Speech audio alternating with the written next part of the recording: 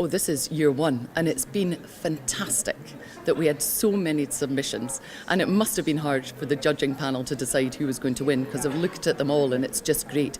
We want to work with ICCA to be able to spread the news. We want to work with Iceberg, which is a fantastic platform.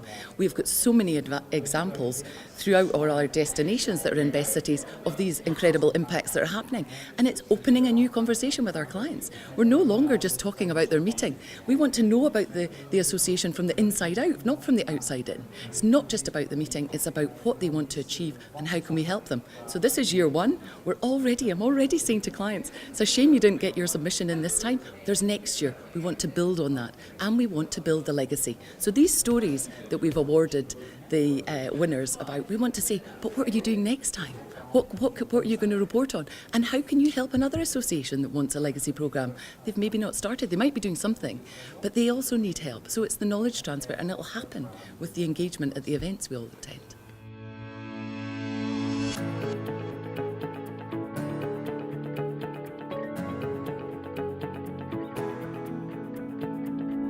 I think the things that stand out are the ones where there's strong community engagement. So I think with Parkinson's, making the city Parkinson ready, it's wonderful.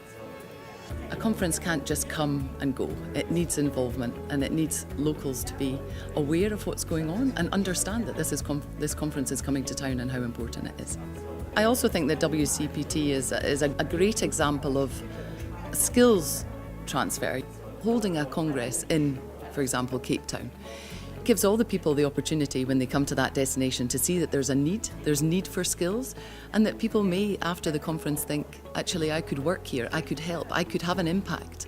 That's a legacy on the destination in itself, from people coming to the conference and then seeing the need and perhaps moving or helping or setting up some skills transfer operation between different destinations, different cities, different universities, to be able to try and help develop that destination if there's areas where perhaps they need more skills or expertise from other regions. Immunology has traditionally been an area of strength in Australia. The fact that Melbourne is itself the major hub of knowledge in general in Australia and of immunology in particular was also a major attraction. Half of our immunologists are based in Melbourne. Ambassadors are extremely important in the local destination.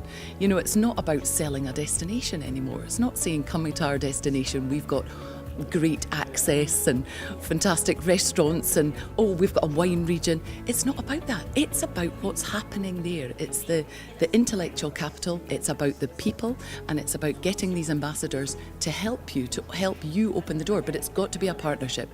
In so many of our cities, they bring a team on board, and the team is not just the hotels and the convention centre. It's got to be local ambassadors. It's got to be people from a wide variety. It could be companies related to that field of medicine, but you've got to have the doctors there. It's got to be a combined piece, because it's not just about the conference. It's about what is left after that conference, and this team has to build on that to ensure that they're hitting the goals for the association and whatever they're wanting to do. So if there's particular areas, such as the case with immunology, then you look at the conferences that are happening in that field, you have a case study of what's happened. You can then introduce that association to a similar association, learn what happened in Melbourne, you can bring your conference to. So connecting associations, it's knowledge transfer, knowledge sharing, knowledge exchange, whatever it is. We need to be doing it between convention bureaus, as we do with Best Cities, but we want our clients to be connecting.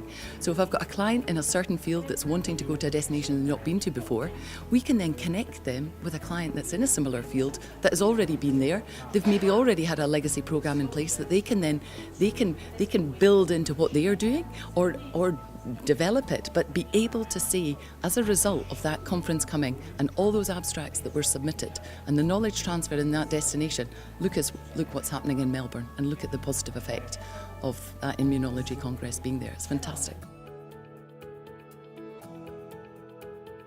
We're wanting to see impact on policy that's happening in our destinations and in our countries.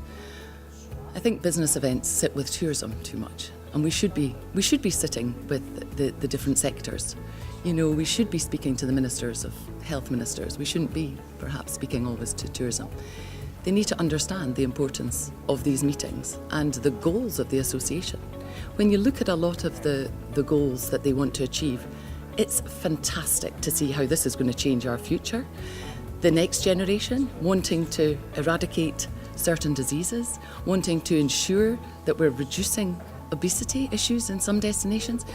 It has to come through public awareness, it has to come through policies and funding, and it's the only way we're going to change the world, and it's the associations that have to drive that, and we can help them.